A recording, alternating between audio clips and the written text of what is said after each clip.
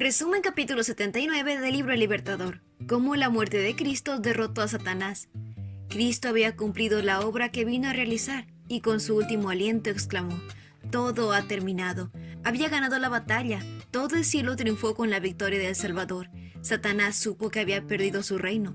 Jesús había realizado la gran obra de redención por los ángeles y los mundos caídos. Hasta este momento de la muerte de Cristo, Satanás se había cubierto tan bien del engaño que aún los seres santos no habían entendido sus principios, ni veían claramente la naturaleza de su rebelión. Lucifer había sido el querubín encubridor, la mayor de todas las criaturas. Había sido el primero en revelar los planes de Dios al universo. Después de que pecó, su poder para engañar fue aún mayor. Desenmascarar su carácter fue más difícil debido a la posición exaltada que tenía con el Padre. Dios podía haber destituido a Satanás y a sus simpatizantes, pero no lo hizo. Solamente el gobierno de Satanás usa la fuerza y el poder para imponer las cosas. La autoridad del Señor descansa en su bondad, misericordia y amor. Él obra presentando esos principios. Su gobierno es moral. Los poderes que se usan en él son la verdad y el amor.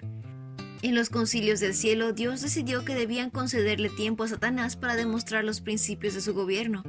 Satanás había dicho que sus principios eran superiores a los de Dios, así que Dios le dio tiempo para que se pudiera manifestar sus efectos y que el universo celestial lo viera. Por 4000 años Cristo obró para elevar la raza humana, Satanás para arruinarla, y el universo celestial lo vio todo. Desde el momento en que Jesús apareció como un bebé en Belén, Satanás obró para destruirlo. Intentó prevenir que tuviese una niñez perfecta, una vida adulta sin errores, un ministerio santo y un sacrificio sin mancha, pero fue derrotado. No pudo hacer que Jesús pecase. Todos los esfuerzos de Satanás por vencerlo solo lograban resaltar su carácter puro. Con interés intenso, el cielo y los mundos no caídos siguieron las escenas finales del conflicto. Escucharon su amargo grito: Padre mío, si es posible que pase de mí esta copa de sufrimiento. Lo vieron sufriendo con una amargura que superó lo que la gente experimenta en su última gran lucha con la muerte. El sudor sangriento brotó de sus poros y 3 veces pidió en oración ser librado. El cielo no podía soportar ver más esto, por lo que se envió al Hijo de Dios un mensajero de consuelo. El cielo contempló a la víctima traicionada y empujada con violencia de un tribunal a otro. Vio al Salvador arrastrado de aquí para allá, del palacio al tribunal, llevado 2 veces ante los sacerdotes, 2 veces ante el Sanedrín, 2 veces ante el Pilato y 1 vez ante el Herodes, insultado, azotado, condenado y llevado para ser crucificado.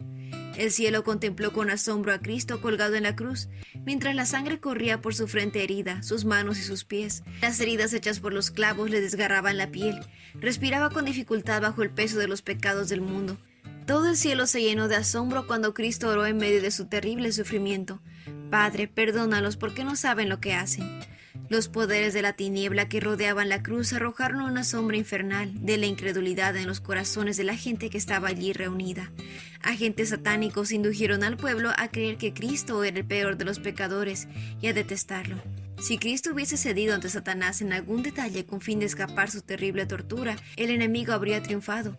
Cristo inclinó su cabeza y murió, pero se aferró firmemente a su fe. Satanás vio que su disfraz le había sido arrancado. Había demostrado que era un homicida al derramar la sangre del Hijo de Dios. Él mismo destruyó cualquier simpatía que los seres celestiales hubieran tenido por él. El último vínculo de simpatía entre Satanás y el mundo celestial se cortó para siempre. Sin embargo, los ángeles ni siquiera entonces entendieron todo lo que estaba involucrado en la gran controversia.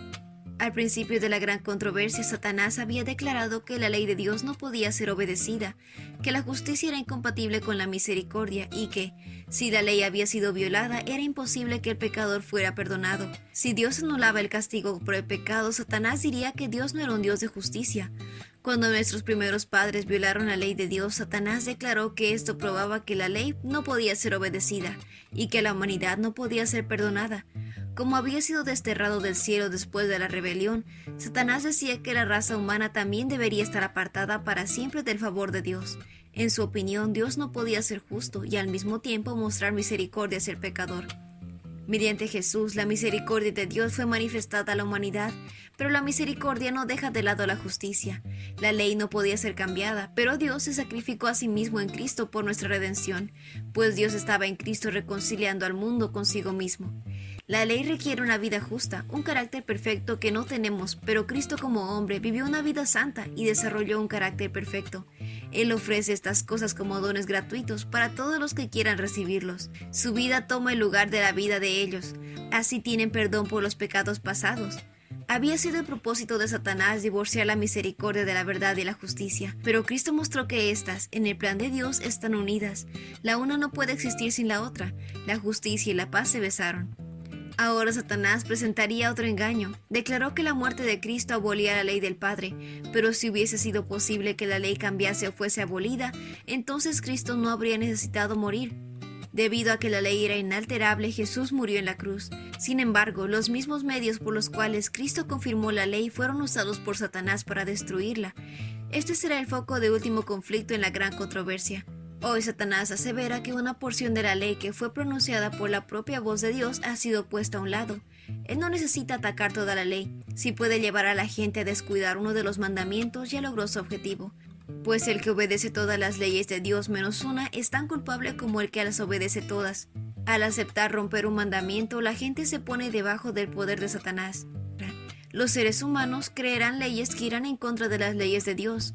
En su celo por hacer cumplir estas leyes, oprimirán a sus semejantes.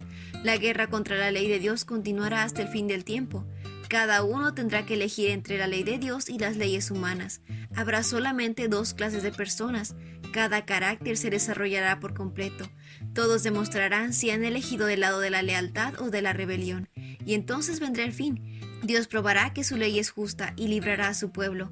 Cortará a Satanás y a todos los que se hayan unido en él en rebelión. El pecado y los pecadores morirán, desde las raíces hasta las ramas. Al principio del gran conflicto los ángeles no entendían esto. Si Satanás y sus seguidores hubiesen muerto en ese entonces, en las mentes de los ángeles habría quedado dudas acerca de la bondad de Dios, como una mala semilla lista para producir su fruto de pecado mortal. Pero no sucederá así cuando el gran conflicto termine. En ese entonces, cuando el plan de redención haya sido completado, el carácter de Dios quedará revelado claramente a todas las inteligencias creadas. Se verá que los principios de su ley son perfectos y inamovibles. El pecado revelará su naturaleza y Satanás su carácter. El exterminio del pecado probará el amor de Dios y establecerá su honor ante el universo. Y ese fue el resumen del capítulo 79 del libro El Libertador. No olvides compartir este resumen con tus compañeros de clase o con otras personas que tú creas que puedan necesitar este mensaje. Nos vemos la próxima.